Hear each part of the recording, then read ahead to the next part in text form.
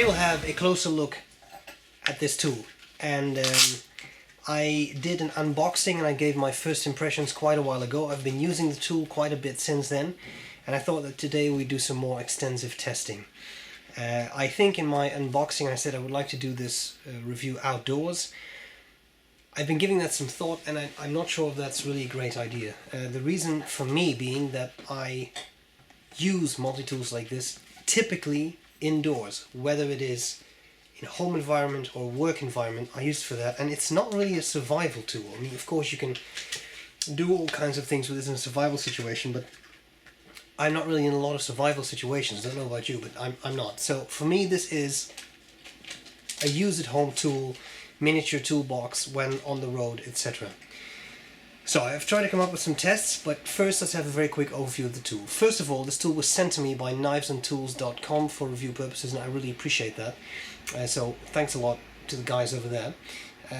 Let's have a look at this tool, alright? So it comes in the sheath, the SOG PowerAssist. I'm not going to say SOG, I'm just going to say SOG because it's easier. It comes in this nice, simple nylon sheath. There's nothing fancy about it. It has a belt clip, so you can only wear it vertically, you cannot wear this tool horizontally. Alright, in there is the tool. Now, I've already gone over the functions in my unboxing video, but you may not have seen that, so let's do a very fast rundown, okay? Multi-tool, simple, but it has some nifty features, I think. First of all, this is the tool that I found the easiest to open single-handedly. Of all the multi-tools I've ever used, it's almost like a butterfly knife. Very smooth, it actually hurts. You actually smack yourself with it, so very nice to have that sort of one-handed opening. I really like that. On the outside there are two knives, and these knives, I'll probably come back to that lock in a bit, but the interesting thing about these knives is that they are power assist. So you can open them single-handedly and they spring out, which is very nice. And they do have this locking system, which I find highly confusing, because I would say that this little slider, this means that it's in the off position, but that actually means it is in the on position, because you see this would be off. So then the little end here aligns with off, and otherwise it aligns with on. And I find that not too great. Also, I don't know if you hear that, but they move around. So it's not at all uncommon to take this out of the sheath and find them in the on position. Anyway, having said that, so there is this nice plain edge, simple knife. And then on the other side, which I can't really open with my right hand, so I have to do that with my left. And you see, now I'm again messing up with those locks. There is a serrated edge knife. Simple serrated edge. Both blades came sharp out of the box. No issues there. And I have a cold. I'm sorry. On this side we have a scale. Alright, scale, it's a very reflective surface, so I'm sorry, but there's a scale in inches and centimeters. Goes up to, let me see, that's 7, so 6, 7, 8, 9 inches, or about 23 centimeters. Is nice, but I'm having some issues putting this down on a flat surface because there's some bulky stuff sticking out there. The idea is definitely nice. But I don't really find myself using this. Also, you have this weird sort of tin opener thing there. That is part of the power assist thing here. And SOG has developed a system where you can really amplify the amount of pressure you can put on the pliers by these cog wheels, and that actually works well. It's interesting. I'll show you that in a second. Of course you have your standard stuff here, needle nose, pliers, round nose, you have wire cutters, hard wire cutters at the bottom there, and then you have crimpers down here. So that's all nice. And then you have the final, well, I guess the real final thing is something that I actually find a bit hard to operate, but I can hardly do it. See, that's part of the problem. It's a bit too tight. Anyway, there's a little lanyard hole there, right? And you can pull this all the way out usually with another tool, but that means you need a secondary tool to operate that. Okay. Now then you have this weird storage space in here, which you can open up, right? So this protective thing folds open. It protects your hand. If you don't have that and you would hold the pliers, I can definitely feel the sharp edges cutting into my skin. So it's a protector for your hand more so than the stuff that's in there, because it doesn't really fall out. But there are a couple of items in there. There's a file, right? A 3-sided file. There's some edge there too. It's not the greatest file in the world. It's not as rugged and robust as I have seen some others be, but it is a file, and for basic wood, softer wood filing, it's not really a bad tool to have. It's also not a great tool. We have a bottle opener and a, well, I would say that's a medium-sized flathead screwdriver. We also have a tin opener. Now for the tin opener, this part, if you've ever seen a Leatherman tool, you know these parts on Leathermans are pretty sharp. On a Victorinox tool they're very sharp, and this is blunt. I can't even cut myself on this. And a mini flathead screwdriver. I'm sorry about the coughing, guys, but Phillips screwdriver. And this is the only part, they all lock, but this is the only tool I think that also locks sideways, which is not necessarily a bad thing if you want to use a screwdriver like this, but this thing is in the way, and that means you can't close the tool with that out. I mean, you can't really do that anyway, but I mean, it's, yeah, not perfect, I think. Then in there is one more item, and then a pretty cool thing. Just trying to get everything out. Of course, always the last one that's most difficult. There we go. It's and it's not even spectacular. It's just a large flathead, right? Large flathead bit driver, screwdriver. And I'm fairly certain that this notch there, that's the wire stripper. Also, not at all sharp. Not because if it's too sharp, you would cut your wire in half. But not superb. And then finally you have this thing, and this thing I do like, the SOG V-cut. It's well, whatever you like, seatbelt cutter, something to open up. I'll do a test on that too. And that's the tool.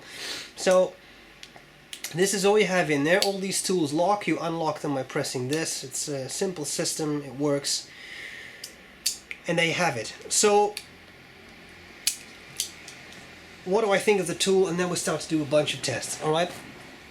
I think it's a nice tool. I think it's nice because the pliers are very nice. You have that PowerAssist stuff, and that really works. It does work. It does make cutting harder objects easier.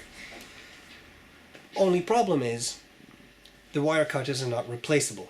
Right? If you take something like this, this is my golden standard of multi-tools, the Leatherman Surge, replaceable wire cutters. You know, just open the screw, take it out, boom. With these, you can exert a lot of pressure, but you can in fact exert so much pressure that if you don't use the hot wire cutters, and even if you use those, I think, you can definitely make them curl up a bit. And you don't really notice it because it doesn't feel like you're exerting that much pressure yet.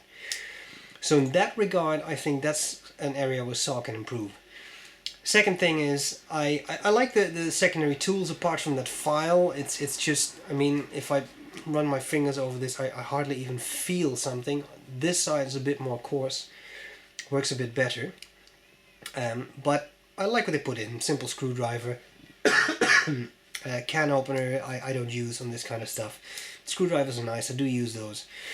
But this is a bit weird. It also, without too much issue, just pops off. You can install it the other way around, I guess, if you prefer. Let me see, it's on there. Yeah, usually it's on there like this, I think. You can also put it in the other way around. So if you for some reason, that's kind of beyond me, but if you really like that, then you can also have it open up the other way around.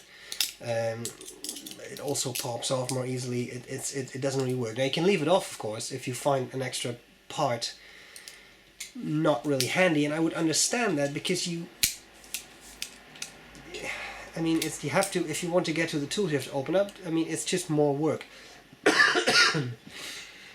So I can see how that would come off. However, then it's much sharper when you're holding it. Nice tool. The final thing that I really find a bit dangerous is that lock on the knife. If you have a spring-assisted knife, then you want to be absolutely sure that you know how it locks. Right? Because if you accidentally exert a little bit too much pressure, the knives also lock, by the way. There is a lock release there. It doesn't take that much pressure, right? So I'm just fiddling with my thumb a bit and it just pops open. So if that is not locked, that is a problem. So I wish they could come up with something a bit more efficient than this, that's also not as loose as this. Now, having said all that, definitely a nice tool. If you're looking for I'm not sure if I would call this a heavy-duty multi-tool, but if you're looking for something that is not super heavy, but that's also not complete crap, for lack of a better word, this is definitely an interesting tool to check out. I'll take this over this any day of the week, but again, if you're traveling light, you want something that will get simple, basic jobs done, it's not a bad tool. Now, let's have a look at some things that you can do with this.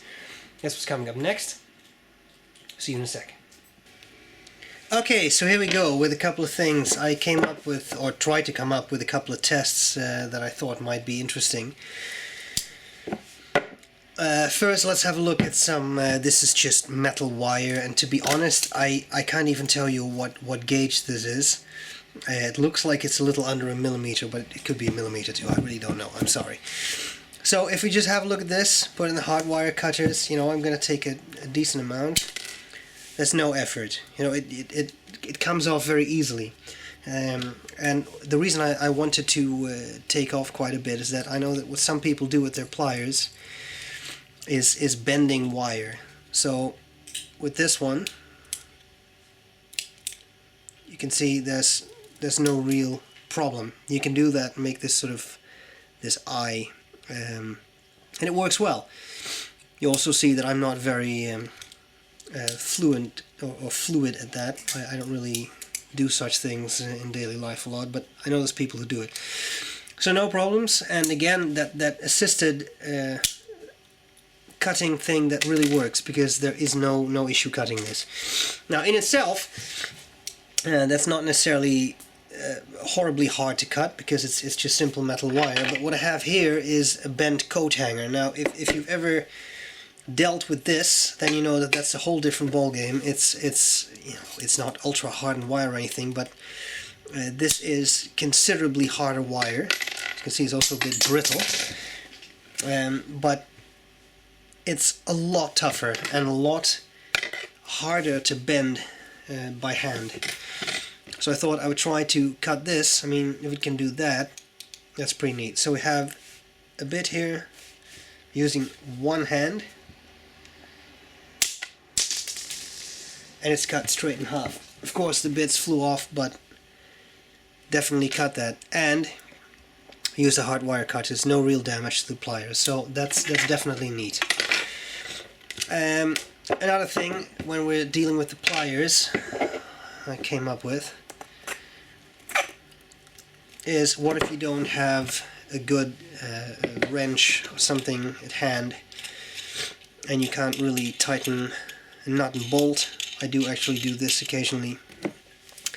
Would you be able to use the round bit? Of course this is a little difficult because the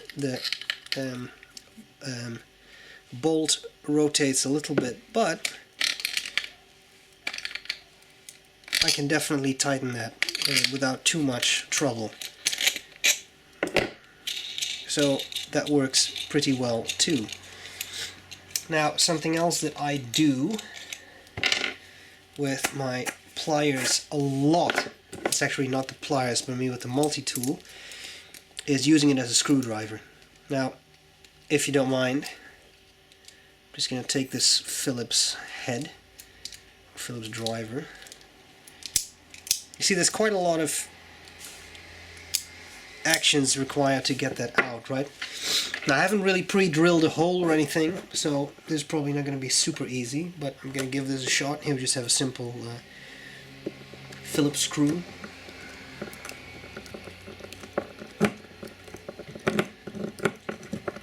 Screwdriver, the bit has decent purchase. Could probably be just a little tighter in this screw, but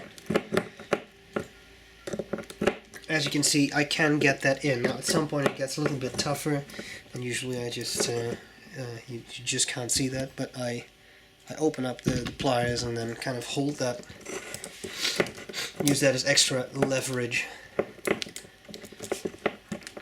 and we can definitely get there.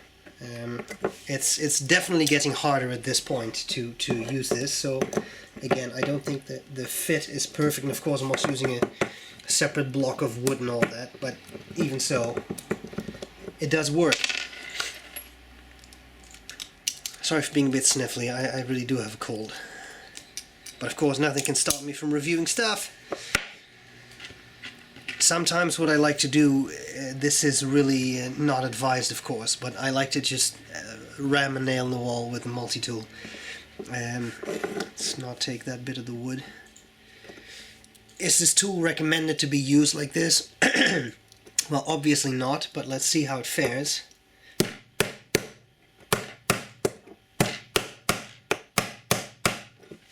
Well, it's decent enough, and while we're at it,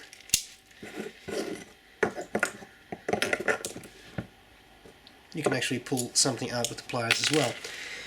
Okay, well, we're getting somewhere. A few more things I wanted to do. One thing I wanted to check out. This is something I didn't come up with, but I saw someone online do this, and I'm terribly sorry, but I forgot his name, and that annoys me because I don't like to not give credit where it's due. But I saw someone use this V-cutter to get rid of a zip tie. Now, I love zip ties, they're very useful, but the problem with this, of course, is getting them off once they're on something. Sometimes they're pulled in so tightly that you can not really get a pair of scissors in or whatever. Let's see what this does. I'm trying to hold this as well as I can.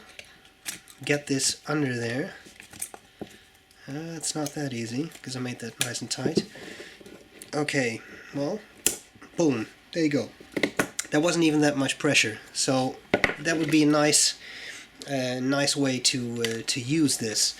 Also, by the way, sorry, I had to get up. My dear friend Bill from the US actually sent me seatbelt material. Alright, so this is just red seatbelt material. Let's see how this fares. Of course, a little difficult because this is not attached to anything, so I kind of have to hold this tight. Yeah, that's going to be tough, I'm afraid. Well, that's not that horrible. I think that if this would actually be attached to a car and, to a person, you would be able to use that in an emergency. So that's actually not half bad. Cool. So thank you, Bill. Alright. There were a few more things I wanted to try. One is, of course, I know you're interested in that, the knife capacity. I'll be a little careful, but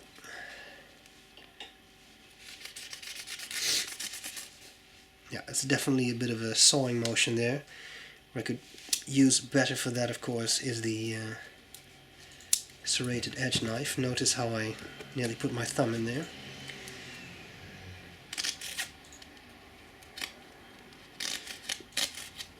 But this is not very smooth. It's not really the knife's fault, of course. It's a very small piece. It's hard to hold. Thought we'd use a little bit of, let's use the appropriate survivalist term, a little bit of cordage. This is just nylon string that you find in pants or whatever. It's nothing. It's not paracord. It's not particularly fancy. Serrated edge blade, no problem. It's not even any resistance there. Yes, you see. There we go. That's the problem with these locks not really working well. Let's not waste too much product. There you go, no problem. So, nice, smooth. Final thing, something that I actually do quite a bit is hillbilly repairs, so use a lot of duct tape. How does the knife deal with that? This is actually military grade duct tape. It's no problem. It's a little jacket, but again, I'm not really using comfortable pieces here. There you go. Just very smooth. No problems. Maybe also look at that serrated edge knife again. Did I lock that? Yeah, see? No, I don't know. Yeah, a little scared of that now. Boom. No issues. So, can you do basic stuff with this? Absolutely. I think it's a very nice multi-tool. I also think the price is reasonable for what it is. I like the one-handed opening, and I definitely like that assisted cutting ability. A while ago I had a friend over here who we were playing around with multi-tools. It sounds extremely nerdy, but you know the feeling. We tried to cut this, and he had issues cutting this with a Leatherman because it's hard material. But with this, because the assisted mechanism, he actually got a lot farther in cutting it. So it's nice if you don't have ultra strong, fairly large hands. Then you can actually use this in a fashion like that. Would I recommend this tool? If you're looking for an ultra heavy multi-tool, something that you buy once and then use the rest of your life, I don't know if this is it. I think it has too many oddities, like the weird flap and the knife locks that don't really work too well to really qualify as a buy one for life tool. I'm a Leatherman fan, and there's a reason for that. The products are highly reliable, are very, very tough. So I would recommend Leatherman over this product. Nevertheless, this is a cool multi-tool, and if you're looking for something that's not ultra high priced, but that you can carry, use, I think this is cool. So there you go. Once again, thanks to Knives and Tools, thanks to Jasper in particular, who helped me out there. Thanks a lot. I hope this was useful, and I'll gladly see you later.